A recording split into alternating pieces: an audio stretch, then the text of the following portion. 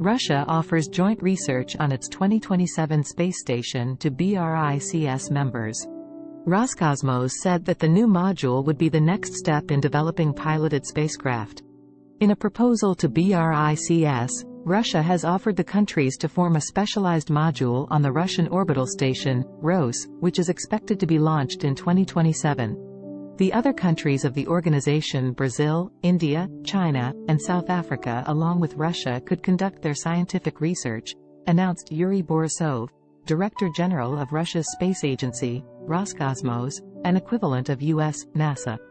I would like to propose that our partners in BRICS consider the opportunity to take part in this project and create a full-fledged module through joint efforts, which would enable BRICS countries, as part of the ROS project, to use the opportunity offered by the ROS, low near-Earth orbit to carry out their respective national space programs, Borisov said, as reported by TASS.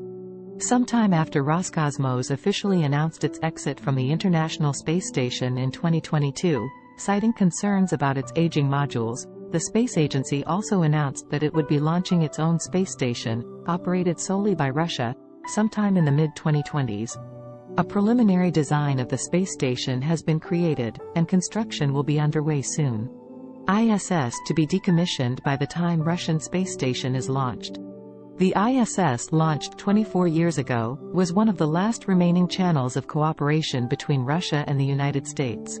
Marking a new chapter for Russian space exploration, Borisov added that the Russian orbital station would be the next step in developing manned cosmonautics.